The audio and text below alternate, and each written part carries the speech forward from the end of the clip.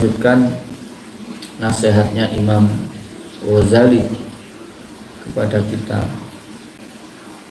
Ayyuhal walad, idza alimta hadzal hadis la hajata ilal ilmi katsir. Wahai anakku, ketika kamu mengetahui hadis-hadis ini, maka kamu itu tidak perlu punya ilmu yang banyak. Seperti kemarin disampaikan oleh disampaikan ini Imam Abu Bakar Asyibri, itu setelah berkhidmah kepada 400 guru, ternyata menyimpulkan membaca 4.000 hadis, ternyata menyimpulkannya hanya satu hadis yang diamalkan. Nah, sekarang disampaikan lagi oleh salah satu riwayat, salah satu hikayat, cerita lain yang disampaikan oleh Imam Al-Ghazali. Wa dzalika anna Hatiman al-Asamma kana min ashabi Syaqiq al-Balkhi. Ini ada hikayat dari Imam Hatim al-Asam. Hatim al-Asam itu namanya Imam Hatim al-Asam itu yang sing budek. Jadi Hatim al-Asam itu terkenalnya seorang ulama yang tuli. Nah, sebenarnya beliau itu aslinya tidak tuli. Ketika ada seorang perempuan tua itu sowan konsultasi permasalahan, niku di tengah-tengah konsultasi itu ngentut. Wah, wong wedok mesti izin. Ya wong lanang wedok lek ngentut mesti izin. Ya. Arek-arek pinter, lek ngentut koncone sing tunjuk. Mari tut ngono langsung wah kale sopo padahal awake sing ngentut. Nah, ini nopo perempuan tua ini malu betul ketika dia kentut itu dan sedang konsultasi di hadapan Syekh Hatim.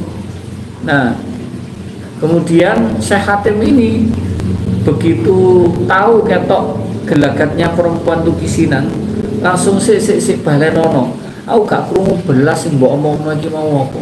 Sing buanter lek ngomong kok gak krungu. Terus akhirnya perempuan ini lega, alhamdulillah berarti aku nuntut ora krungu. Nah, itu terkenal akhirnya ngomong karo Hatim sing banter. Terus setiap orang ketemu dengan Syekh Hatim ini pasti ngomongnya mesti bengok. Soalnya terkenal budek ini. Nah, sampai keadaan ini berlangsung lama. Jadi ketika perempuan itu wis mati, nah terus Syekh Hatim terus aku wong suara saiki ya kupingku. Jadi saiki aku wis gak patek, saiki wis krungu meneh. Nah, padahal asline ya dhisik ya krungu. Tapi ditahan ben wong wedok gak kisinan, menahan sampai perempuan itu mati. Jadi wong wedok itu mati. Imam Hatim sudah menyatakan aku gak budek meneh, kupingku saiki wis waras. Padahal kan dhisik ora tahu budek. Jadi terkenalnya Hatim al-Asam itu saking beliau itu tidak mau mengecewakan orang lain. Karena min ashabi Syaqiq al-Balkhi. Nah, Imam Hatim itu temennya min ashab itu santrine Syaqiq al-Balkhi. Ini termasuk Imam Hasan al-Basri ini mungkin. Nah, fasa'alahu yauman qala. Terus kemudian Imam Hatim Imam Syaqiq al-Balkhi ini tanya pada Imam Hatim, pada Syekh Hatim, muridnya kan. Stem, saya mau tanya padamu. Kamu sudah nyantri di sini itu 30 tahun. Wis mondok ning kene 30 tahun. Dhisik iki mondok ya suwe-suwe. Nek basa saiki iki mondok kadang 3 tahun.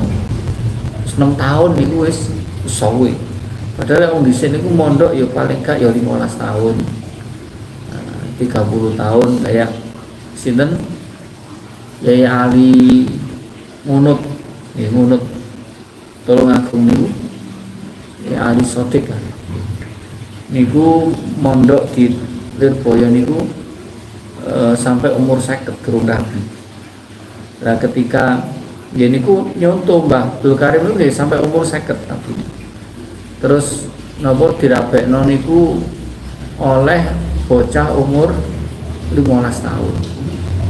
Baik. Wocok iki. Niku mawon kayak ngelek cerita nggih lucu ngoten. Beliau nanti cerita niku. Ketika napa malam pertama niku sik panggah turune karo wong tuane sing bojone. Nah, terus wis turu ijol. Ijol sing napa ngancani turu ganti Yai Ali Sotik niku. Niku puluhan tahun mondok di Lirboyo niku. Niku jadi kusirnya Mbah Abdul Karim, di supirnya Mbah Abdul Karim. Nah, itu Imam Syakek tanya pada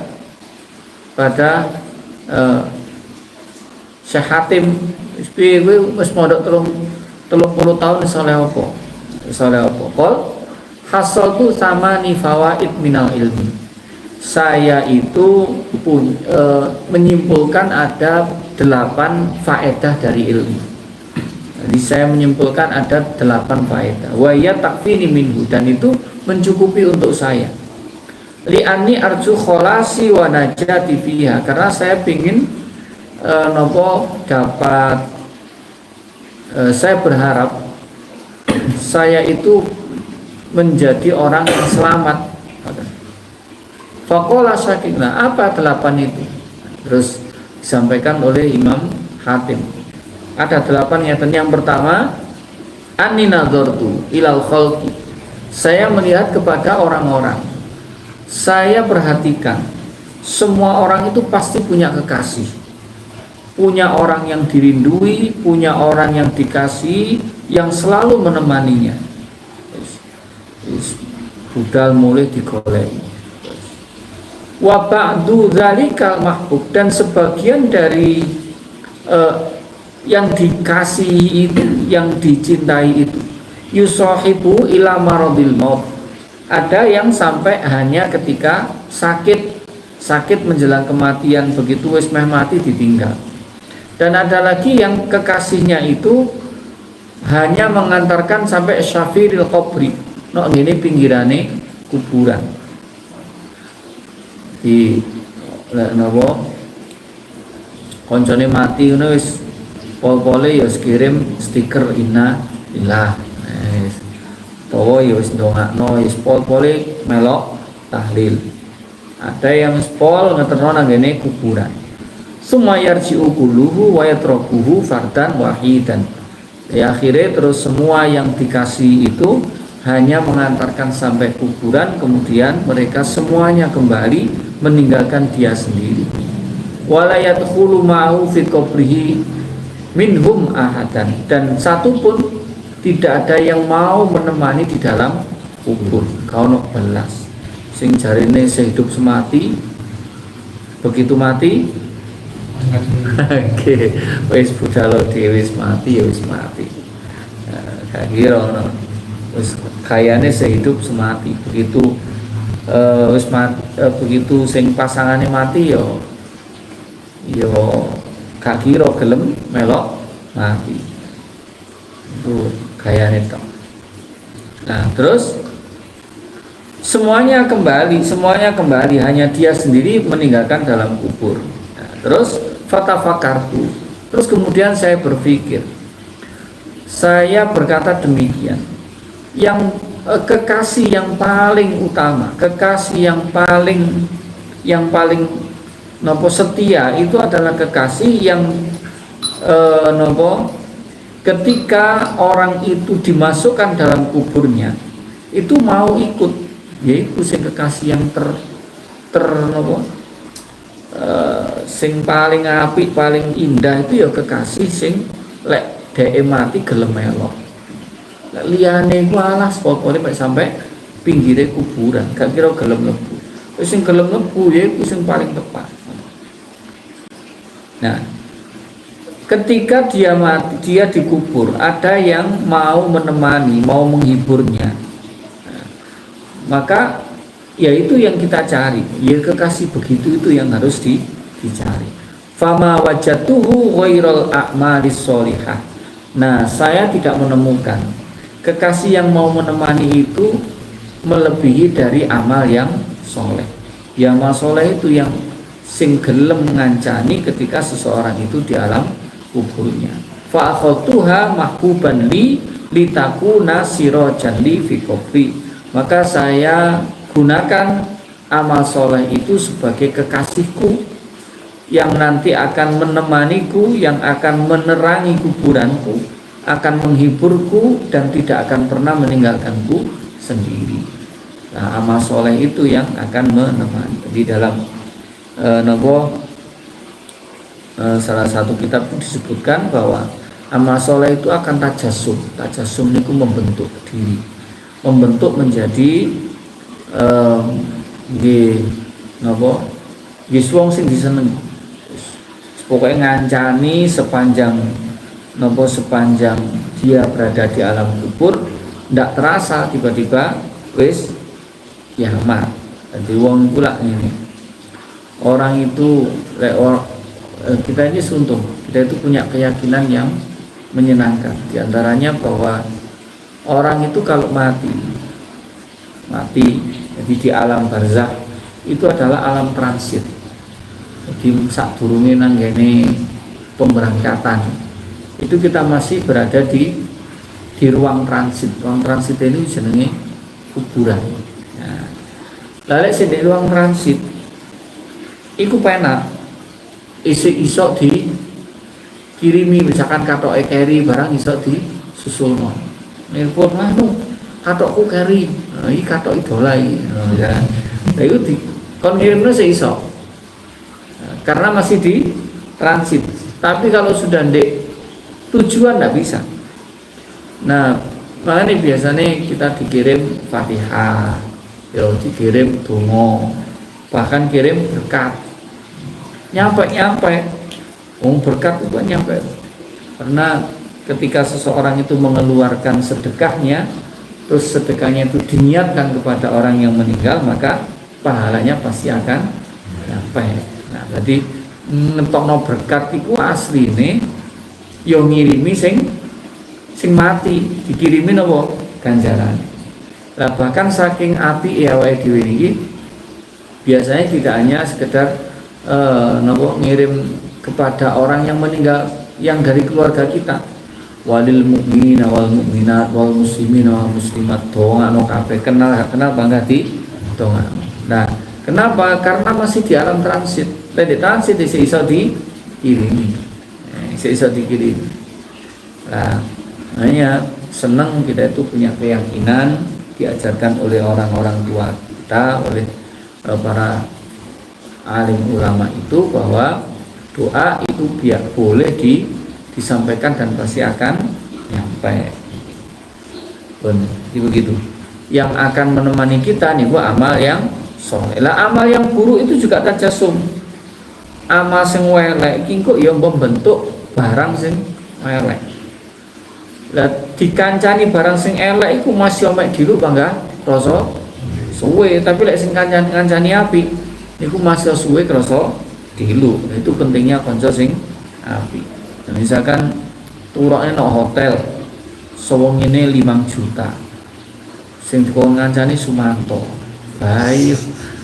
Mesti susah pojok ono karo pojok kene. Nah, makanya konco sing api itu adalah amal yang soleh. Amal yang soleh itu nanti akan menemani seseorang ketika di alam kuburnya. Itu faedah yang pertama. Faedah yang kedua, Bismillahirrahmanirrahim. Babu sholatul idain. Bab menjelaskan tentang sholat id. Sholat id itu setahun hanya dilakukan 2 kali, sehingga ketika orang itu lupa di beberapa bagiannya itu maklum soalnya sholat mek ping setahun pindu. Nah, ya setahun pindu. Ai sholatu Idul Fitri wal Adha wa sholatu Idul Adha afdalu li wurudiha fil Quran. Sholat Id itu ada dua, yaitu sholat Idul Adha dan Idul Fitri.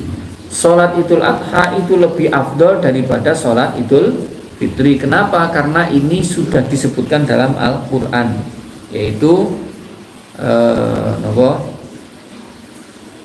fasholli li rabbika wanhar, sudah disebutkan dalam Al-Quran. Terus Idul Adha itu terjadinya di bulan Dzulhijjah. Bulan Dzulhijjah termasuk bulan mulia. Nah, maka alasannya kenapa sholat Idul Adha itu lebih utama, karena selain disebutkan langsung dalam Al-Quran, juga sholat Idul Adha itu dilakukan di bulan haram. Di ibadah amalan yang dilakukan pada bulan haram, bulan yang dimuliakan, itu nilainya lebih besar. Ini lebih utama sholat Idul Adha. Makanya kini jenenge riyo besar. Lek riyo Idul Fitri, riyo Idul Fitri mosok riyo cilik lah yo. Tapi kudune lek besar ki walikane cilik. Nah, tapi tidak menggunakan yang kecil, karena bagaimanapun juga hari raya itu pasti hari yang besar, meskipun tidak disebut riyo besar.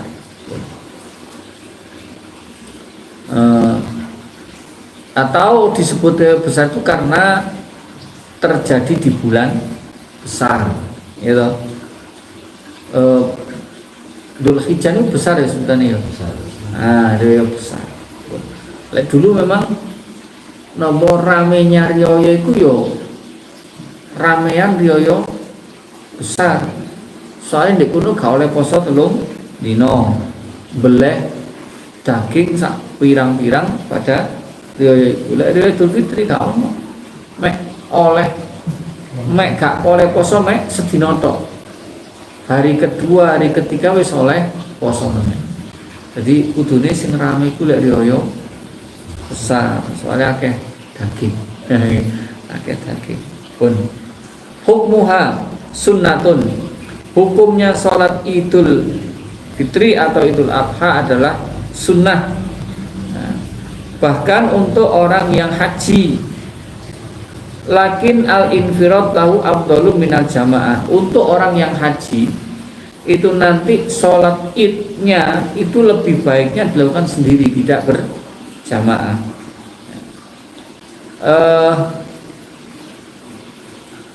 Untuk musafir itu juga tetap disunahkan sholat id, tapi lebih baik dilakukan secara berjamaah. Kalau orang yang haji itu tidak disunahkan berjamaah untuk sholat idnya, tapi tetap disunahkan sholat id tapi tidak berjamaah pun. Wakila inna bal hiya afdalun nawafil. Sholat id itu lebih utamanya sholat sunnah. Bahkan dia mengatakan hukumnya fardu kifayah. Menurut Imam Abu Hanifah hukumnya sholat id adalah wajib. Waktunya min tulu'i syamsi ila zawali min yaumi Idul Fitri al-awwali min Syawal. Untuk sholat waktunya itu adalah semenjak terbitnya matahari sampai lingsir, berarti sampai waktu zuhur. Untuk hari raya Idul Fitri itu pada tanggal 1 bulan Syawal. Kalau hari raya Idul Adha tanggal 10 bulan Dzulhijjah, tanggal 10 bulan Dzulhijjah.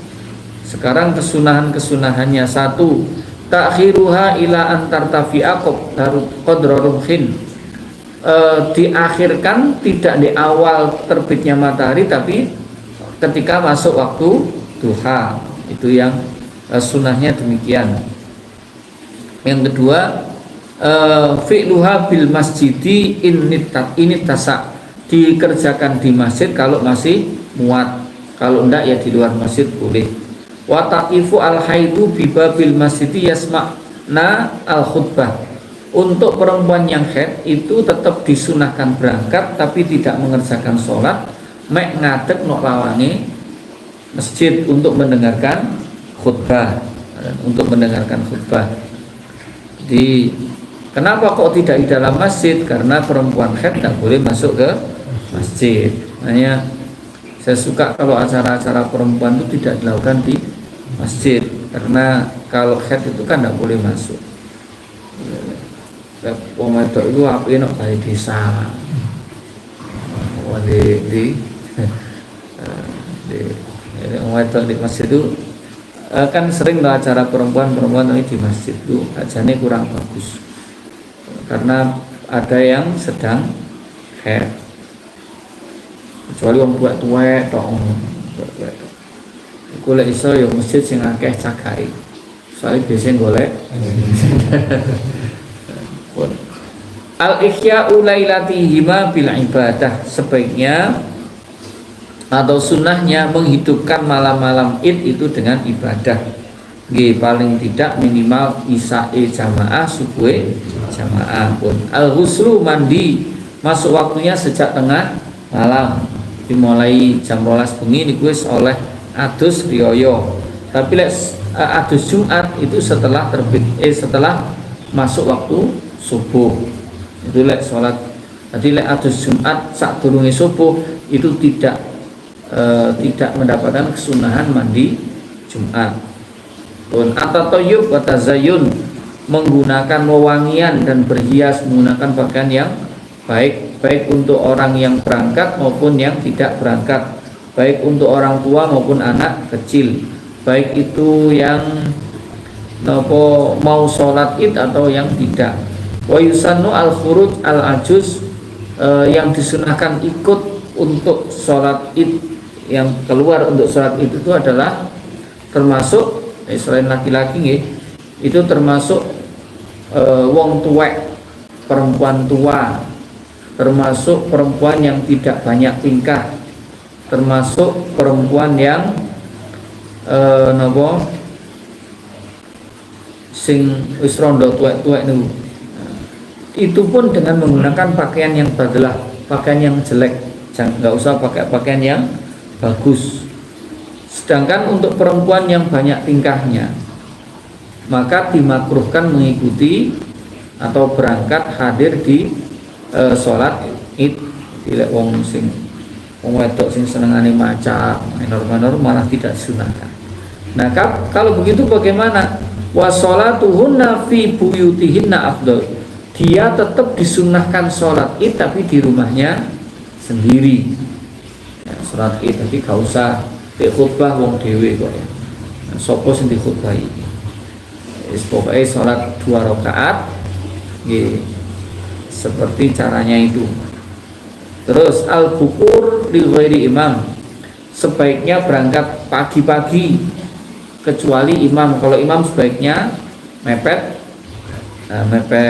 sholat. Wal masyu ilaiha dhahaban wa ruju bi tariqin akhar aqsar, berangkatnya itu berjalan, di mana perjalanan berangkatnya itu diusahakan lebih jauh daripada pulangnya. Kenapa? Li anna ajzadhihab a'dham, karena pahalanya pergi itu lebih besar daripada pahalanya pulang. Fayundabu tatwiluhu liyaktura al-ajru bi kasratil khuto. Jadi sebaiknya disunahkan memperjauh jarak agar mendapatkan langkah yang lebih besar. Jadi langkahnya luwih akeh, maka lebih banyak pahalanya. Sing wong kamu baru ya sholatin nang Baitur Rahman misalkan, sing wong gading ngono sholatin nang ngene Arifai misalkan ngono. Lek pengen ado meneh ya sholat nang Maron. Ma'aku nggih berarti. Pun terus kemudian wa yatasaddaqu fihima, bersedekah pada saat niki pada hari raya Id.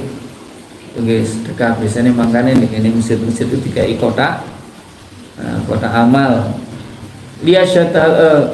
Terus kemudian cari jalan yang berbeda itu agar semua jalan itu menjadi saksi bahwa kita pernah melewatinya untuk sholat id. Terus kemudian takjilu sholat yang idin nahar fi awali waktiya, untuk sholat nopo idul adha sebaiknya lebih awal, lebih pagi, agar cukup untuk waktunya menyembelih. Sedangkan sholat idul fitri sebaiknya dilakukan di agak siang untuk memberi kesempatan yang belum berzakat fitrah. Yang 10, al-fitru qabla sholatil idul fitri, makan dulu sebelum sholat idul fitri. Sebaiknya makannya makan kurma ganjil. Supaya apa? Likayatamayaza yaumul aid amma qablahu bil mubadarati bil akli, untuk membedakan antara waktunya idul fitri sama yang waktu Ramadan. Jadi lek isok sadurunge budal salat riyaya Idul Fitri ku mangan isi. Di afdolnya pakai kurma ganjil.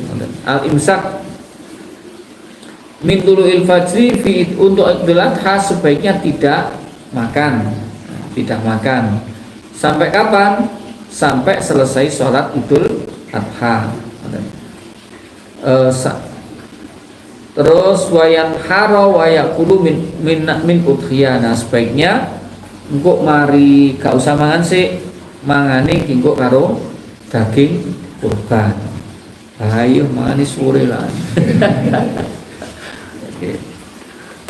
Pun yo kalek cepet langsung dimasak ya cepet. Pun kaifiatus sholatia, sekarang caranya sholat Idul Adha Idul Fitri. Pun benar.